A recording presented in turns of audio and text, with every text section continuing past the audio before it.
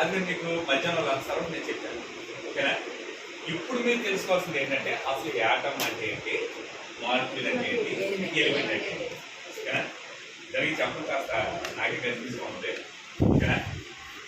Atom అంటే ఎంత simple తెలిసింది కదా, తెలిసింది కదా. అయితే మీకు యాటమ్స్ లో రకాలు ఉన్నాయి. ఏంటది? యాటమ్స్ లో రకాలు ఉన్నాయి. ఓకేనా?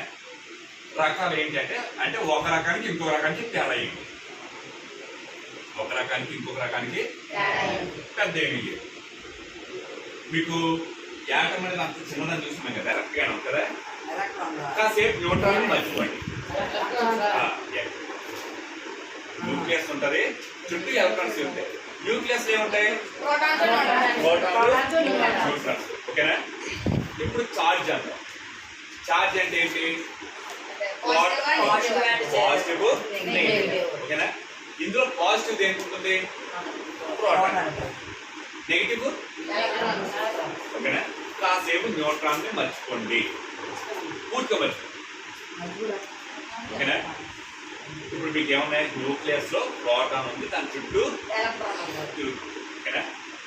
ఒక యాటమ్ కి ఇంకొక యాటమ్ కి యాటమ్స్ రకాలు ఉన్నాయని చెప్పారు కదా.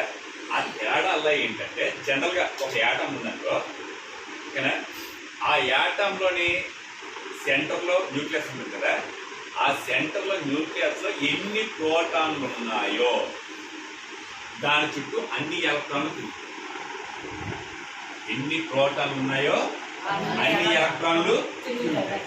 ఇప్పుడు ఆ న్యూక్లియస్ లో ఒకటే ప్రోటాన్ ఉందనుకో, ఒకటే ప్రోటాన్ ఉందనుకో, దాని చుట్టూ ఎన్ని ఎలక్ట్రాన్లు? ఓకేనా? ఇప్పుడు యాటమ్స్ కి నెంబర్లు పెట్టారు కదా. ఇది first atom atomic number 1, atomic number 2 పెట్టారు కదా, అటామిక్ నెంబర్ 3, అటామిక్ నెంబర్ 4. అలాగా 118 పీరియాడిక్ టేబుల్ లో ఉన్నాయి. అందులో 92 మనకి భూమి మీద దొరుకుతాయి, మిగతా వాటి మనం సొంతంగా తయారు చేస్తాం. ఓకేనా? సెంటర్ లో ఒకే ప్రోటాన్ ఉంది, దాని చుట్టూ ఒకే ఎలక్ట్రాన్ తిరుగుతున్నట్టు దాన్ని ఏమంటారు? First atom, atom number 1. దానికి మనం పెట్టిన పేరు హైడ్రోజన్. ఏంటది? ఓకేనా? ఇప్పుడు రెండో యాటమ్ ఉంది. రెండో యాటమ్ ఏముంటుందంటే సెంటర్ లో ఒక ప్రోటాన్ ఇక్కడ ఉంది హైడ్రోజన్ కి, ఇప్పుడు ఇంకో ప్రోటాన్ కూడా ఉంటుంది. ఓకేనా? 2 ప్రోటాన్లు అంటే 2 ప్లస్లు కదా. ఓకేనా? ఇప్పుడు దాని చుట్టూ ఎన్ని ఎలక్ట్రాన్లు తిరగాలి? 2. అంటే న్యూక్లియస్ లో 2 ప్రోటాన్లు ఉన్నాయి, 2 ఎలక్ట్రాన్లు చుట్టూ తిరుగుతాయి. ఇప్పుడు దీన్ని ఏమని పిలుస్తారు? ఏంటది? ఏంటది? హీలియం. ఓకేనా? ఇప్పుడు న్యూక్లియస్ లో 3 ప్రోటాన్లు ఉన్నాయి, దాని చుట్టూ ఎన్ని ఎలక్ట్రాన్లు తిరగాలి? ఎన్ని? 3. దీన్ని ఏమని పిలుస్తారు? ఏం పిలుస్తారు? లిథియం. ఇప్పుడు 4 ఉన్నాయి, ఏమని పిలుస్తారు? 5 ఉంటే 6 ఉంటే 7 ఉంటే 7 ఉంటే ఎన్ని? నైట్రోజన్. 8 ఉంటే ఓకేనా? ఇప్పుడు 8. ఇప్పుడు న్యూక్లియస్ 8 ప్రోటాన్లు కదా ఉన్నాయి, ఇప్పుడు చుట్టూ ఎన్ని ఎలక్ట్రాన్లు తిరుగుతాయి? 8. క్లియర్. ఓకేనా? 9 ఉంటే రైట్. 9 దాని పేరు ఏంటా?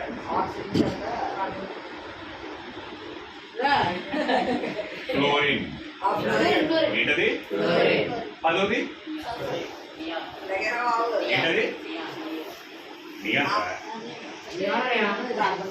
సరిపోయింది కదా. ఓకేనా? ఇలా ఎన్ని రకాలు ఉన్నాయంటే 92 ఉన్నాయి. ఓకేనా? సరిగ్గా చూడండి. ఒకవేళ ఒక దానికి సెంటర్లో ఓకేనా 26 ప్రోటాన్లు ఉన్నాయనుకో, దాని చుట్టూ ఎన్ని ఎలక్ట్రాన్లు తిరుగుతాయి? 26 ప్రోటాన్లు తిరిగితే ఏమంటారు దాన్ని? ఐరన్. ఏంటది? ఐరన్ అంటారు. ఓకేనా? ఇప్పుడు నీకు ఎలిమెంట్ అంటే ఏంటంటే ఒక ప్రోటాన్ ఉన్నవి చాలా ఉంటాయి. ఓకేనా? ఒక ప్రోటాన్ ఉన్నవి చాలా ఉంటాయి. ఇప్పుడు నీరు ఉంది, ఆ నీటిలో బోర్డని కోట్ల యాటమ్స్ ఉన్నాయి కదా, అందులో ఒక ప్రోటాన్ ఉన్నది చాలా ఉన్నాయి కదా. ఆ ఒక ప్రోటాన్ ఉన్న వాటిని హైడ్రోజన్ ఎలిమెంట్ అంటారు. ఒక ప్రోటాన్ ఉన్న అన్నిటిని ఏమంటాం? ఎలిమెంట్. ఇప్పుడు 2 ప్రోటాన్లు ఉన్నాయి కదా, అలాంటివి కూడా చాలా ఉంటాయి. వాటి అన్నింటిని కలిపి ఏమంటాం? హీలియం ఎలిమెంట్ అంటాం. అదే సింగిల్ గా తీసుకుంటే హీలియం యాటమ్. ఓకేనా? అలాంటి హీలియం చాలా ఎన్ని కలిపి ఏమవుతాయి? ఎక్కడైనా సరే 2 ప్రోటాన్లు ఉన్నాయనుకో, దాని చుట్టూ 2 ఎలక్ట్రాన్లు తిరుగుతున్నాయనుకో, అది హీలియం ఎలిమెంట్. ఎక్కడున్నా సరే, ఎన్ని ఉన్నా సరే అవి ఏమవుతాయి? Helium element. అందులో నువ్వు ఒక్కదాన్ని సింగిల్ గా తీసుకున్నావు అనుకో, దాన్ని హీలియం యాటమ్ అంటారు. తప్పకుండా యాటమ్ కి ఎలిమెంట్ కి తేడా. ఇప్పుడు కార్బన్ ఉంది, కార్బన్ లో ఎన్ని ప్రోటాన్లు ఉంటాయి? సెంటర్ లో 6 ఉంటాయి కదా. సింగిల్ గా ఒకదాన్ని తీసుకున్నాం అనుకో, దాన్ని కార్బన్ యాటమ్ అంటారు. అలాంటి చాలా ఉన్నాయి కదా. ఇప్పుడు నా బాడీలో కొన్ని కార్బన్ పరమాణువులు ఉన్నాయి, యాటమ్స్ ఉన్నాయి. ఓకేనా? 6 ప్రోటాన్ నుండి దాని చుట్టూ 6 ఎలక్ట్రాన్లు తిరుగుతున్న యాటమ్స్ ఉన్నాయి కదా. ఆ యాటమ్స్ అన్నింటినీ మనం ఏమంటాం? కార్బన్ ఎలిమెంట్ అంటాం. ఒకటే ఉంటే యాటమ్, చాలా ఉన్నాయి కదా, వాటిని ఏమంటాం? 6 ప్రోటాన్ నుండి 6 ఎలక్ట్రాన్లు ఉంటే అది కార్బన్ ఎలిమెంట్. అందులో ఒక్కదాని గురించే మనం మాట్లాడితే అది యాటమ్. అర్థమైంది కదా? ఒకవేళ ఉంటే దాని చుట్టూ ఎన్ని ఎలక్ట్రాన్లు ఉంటాయి కదా, దాన్ని మనం ఏమని పిలుస్తామంటే సిల్వర్ అని పిలుస్తాం. వెండి ఆడవాళ్ళు పట్టిలో పెట్టుకుంటారు చూసావా, అది పట్టిలో, కాలు పట్టిలో పెట్టుకురా, అది సిల్వర్ పెట్టులో. ఓకేనా? ఒకవేళ ఓకేనా ఆ న్యూక్లియస్ లో కనుక, క్యాన్సర్ లో కనుక, ఒక నిమిషం చూడండి, 79 ప్రోటాన్లు ఉన్నాయనుకో, దాని చుట్టూ ఎన్ని ఎలక్ట్రాన్లు తిరుగుతాయి? 79 ప్రోటాన్. ఏమంటారు? గోల్డ్. 79. కొన్ని నెంబర్లు గుర్తుపెట్టుకో. ఓకేనా? ఒకవేళ సెంటర్ లో కనుక ఓకేనా 80 ఉన్నాయనుకో, ఇందాక 79 ఉన్నాయి కదా, ఇప్పుడు అంటే ఒక పెరిగింది కదా ప్రోటాన్, అంటే ఒక ఎలక్ట్రాన్ కూడా పెరిగింది కదా, ఇప్పుడు దాన్ని ఏమంటాం? కాపర్ 29 అంతే కదా, 29. ఒకవేళ 80 ఉంటే దాన్ని ఏమంటారు? ఇందాక 79 ఉన్నాయి కదా, 79 ఉంటే ఏమని పిలిచేదాన్ని? ఏమని పిలిచా? గోల్డా. ఇప్పుడు 80 ఉన్నాయనుకో, ఓకేనా, నీకు ఒక్క ప్రోటాన్ మారింది కదా, నీకు ఒక్క ప్రోటాన్ ఒక ఎలక్ట్రాన్ ఎక్స్ట్రా వచ్చింది కదా, అది మారితే ఏమవుతుందంటే దాని లక్షణాలే మారిపోతాయి. అదవుతుందా? 80 ఉన్నాయనుకో, దాన్ని ఏమంటాం అంటే మనం మెర్క్యూరీ అంటాం. అంటే పాదరసం. పాదరసం అంటే ఇప్పుడు మీకు జ్వరం వచ్చేటప్పుడు నోట్లో పెడతాడా? ఇప్పుడు కాదు, ఇప్పుడు అంటే మీకు నెంబర్లు చూపించేస్తున్నాయి. అప్పుడు అది కాకుండా ఒకటి సన్నంగా గాజులు ఉండేది, గాజు నోట్లో పెట్టుకుంటారు కదా, పెట్టుకుంటే దానిలో ఒకటి ఉంటుంది, తెల్లగా ఉంటుంది, అది పైకి కిందకి ఎంత ఉంటుంది అన్నమాట, దాన్ని మెర్క్యూరీ అంటారు, పాదరసం అంటారు. ఓకేనా? 82 ఉంటుందా, అది ఒక నెంబర్. అలాగే ఏంటంటే హైయెస్ట్ మనకు భూమి మీద దొరికేది ఏంటంటే 92. ఏంటది? అంటే 92 అంటే ఏంటి? అందులో 92 ప్రోటాన్లు ఉంటాయి, దాని చుట్టూ ఎన్ని ఎలక్ట్రాన్లు తిరుగుతాయి? ఓకేనా? అది భూమి మీద దొరికే వాటిలో పెద్ద ఎక్కువ ప్రోటాన్లు ఉన్నది అదే లాస్ట్. దాని పేరు యురేనియం. ఏంటది? యురేనస్ ప్లానెట్ ఉందా, దీని పేరు యురేనియం. పేరు సరిపోయిందా? ఆ ప్లానెట్ పేరు దీనికి పెట్టారు 92. ఏంటది? యురేనియం. ఓకేనా? దీన్ని దేనిలో వాడతారంటే బాంబ్స్ అవి తయారు చేస్తారు. ఆ ఒక జపాన్ మీద బాంబు వేస్తారు, ఒకసారి 2 అణుబాంబులు వేసారు. ఓకేనా? ఒక బాంబు వేస్తే నీకు స్పాట్ లో 80,000 నుంచి 1,00,000 మంది చచ్చిపోయారు. ఒక్క స్పాట్ లో జస్ట్ ఒక్క బాంబు. ఓకేనా? అమెరికా వాళ్ళు వేశారు. ఓకేనా? ఆ బాంబుల తయారీలో వాటిలోని ఈ యురేనియం వాడతారు. నీకు సైజ్ అనేది బాంబు సైజు కాస్త నీకు ఈ మాత్రం బాంబులో వేసి మ్యాట్ ఉంటుంది కదా, అది ఎంత వేస్తారు? ఓకేనా? ఎంత వేసినంత మాత్రం అందులో ఉన్న మందు అంతా కూడా పనిచేసేది, కొంచెం పనిచేస్తుంది. మా హైకి ఎంత రియాక్షన్ జరిగి నీకు ఏకంగా అది 80,000 మందిని చంపేస్తుంది స్పాట్లో. మొత్తం మీద తర్వాత హాస్పిటల్ వాటిలో చచ్చిపోయిన వద్ద లెక్కేస్తే అక్కడ 2 లక్షలు. వాళ్ళు వాడింది ఎంత వాడారు, కానీ అందులో ఉపయోగపడి పేలింది ఎంత, కానీ వాడింది మాత్రం ఎంత, కానీ ఉపయోగపడింది మాత్రం చాలా వరకు వేస్ట్ అయిపోతుంది.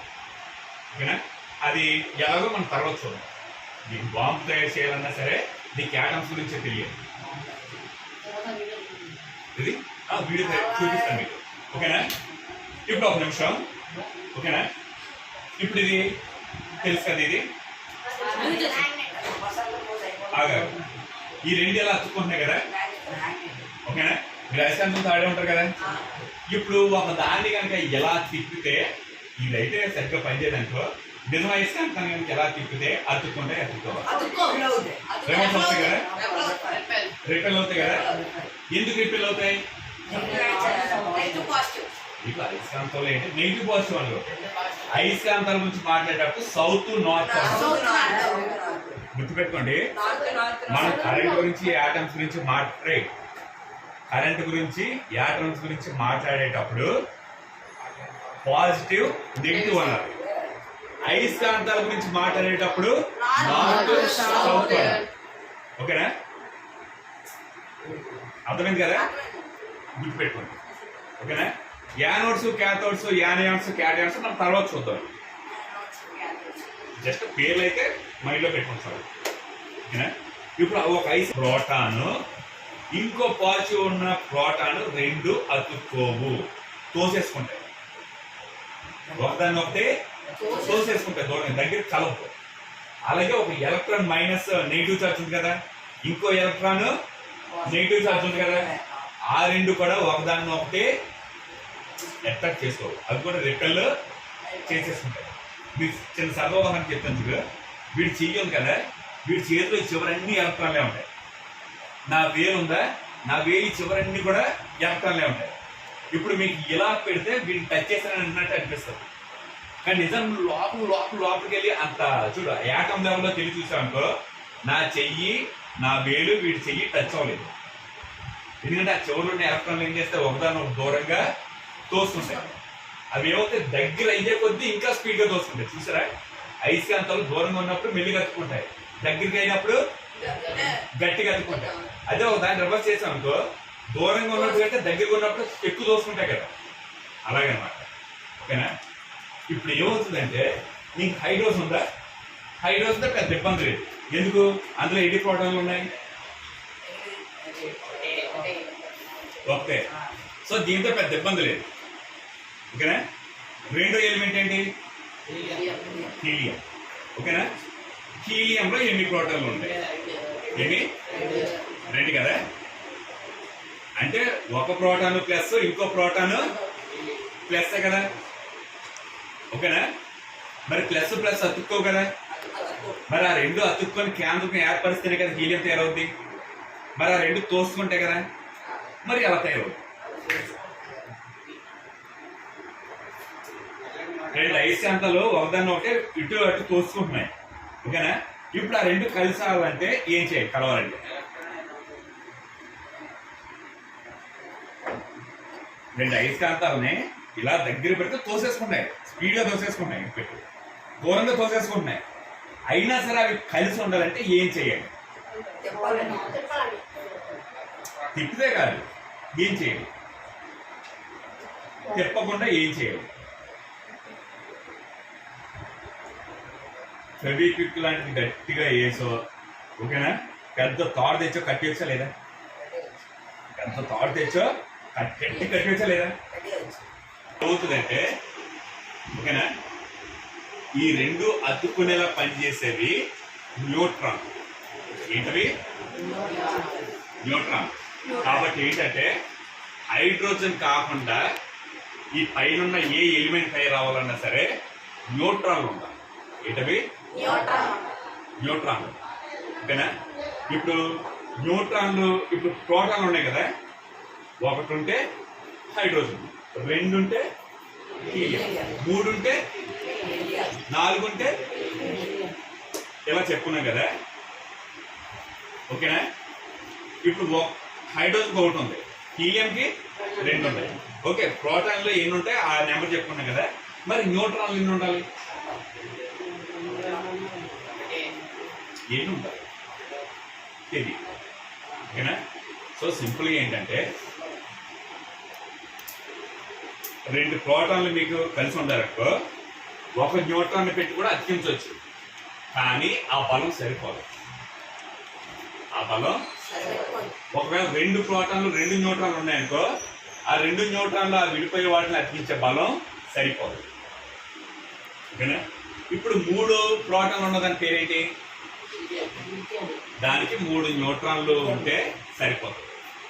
ఓకేనా? ఒకవేళ 4 ప్రోటాన్లు ఉంటే ఎన్ని న్యూట్రాన్లు ఉంటే సరిపోద్ది? 4 ఉంటే సరిపోద్ది. ఓకేనా? అయితే కొంతవరకు అది బాగానే ఉంటుంది. ఎంతవరకు? మీకు ఎప్పుడైతే ప్రోటాన్ల సంఖ్య పెరుగుతూ ఉంటుందో ఒకనొక సంఖ్య దాటిన తర్వాత, ఒక 20 ఎంతో దాటిన తర్వాత, ఓకేనా, అన్ని ప్రోటాన్లు గట్టి కలిసి ఉండడానికి, ఓకేనా, ఎన్ని ప్రోటాన్లు ఉన్నాయో అన్ని న్యూట్రాన్ల కంటే ఎక్కువ న్యూట్రాన్ అవసరం పడతాయి సార్. కొంచెం స్టార్టింగ్ లో పర్లేదు, కానీ ఒక స్టేజ్ దాటేసిన తర్వాత ఏంటి ఉండాలి, ఎన్ని ప్రోటాన్లు ఉన్నాయో ఆ ప్రోటాన్ల కంటే ఎక్కువ న్యూట్రాన్లు కావాలి.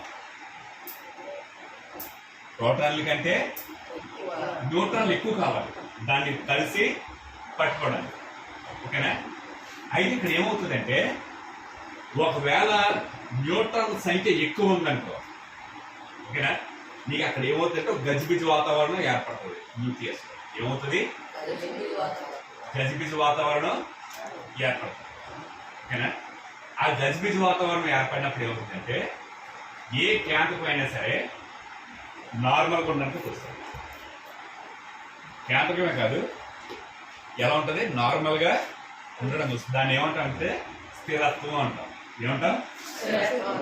స్థిరత్వం అంటాం. ఓకేనా? ఫర్ ఎగ్జాంపుల్ ఎలా అంటే నేను పరిగెట్టమన్నా, ఓకేనా, నువ్వు పరిగెట్టావు, నీకు అది కంఫర్ట్గా ఉంటుందా? ఉండదు. కంఫర్ట్గా ఉంటుంది. నీకు ఎప్పుడు కంఫర్ట్ ఉంటుంది? హాయిగా పడుకున్నావు లేదా ఇలా హాయిగా కూర్చున్నావు. దీన్నే మన స్థిరత్వం అనుకోవచ్చు. ఓకేనా? మీకు ఏమవుతుందంటే ఆ న్యూక్లియస్ ఉంది కదా, న్యూక్లియస్లో ఒకవేళ న్యూట్రాన్లు ఎక్కువ ఉన్నాయి, ఉండాల్సిన న్యూట్రాన్ల కంటే ఎక్కువ ఉన్నా, ఉండాల్సిన న్యూట్రాన్ల కంటే తక్కువ ఉన్నా ఏమవుతుంది? అందులో ఒక గజిబిజి అనేది ఏర్పడుతుంది. ఏర్పడేది ఏం చేస్తుంది? సరిగ్గా నాకు ఇలా సరిపోయింది, హాయిగా ఉంటాను అనే స్టేజ్కి వచ్చేయడానికి ప్రయత్నిస్తారు. ఓకేనా? ఆ స్టేజ్కి రావడానికి ఏం చేస్తుందంటే అది దాని నుంచి రకరకాల శక్తిని బయటికి రిలీజ్ చేస్తుంది.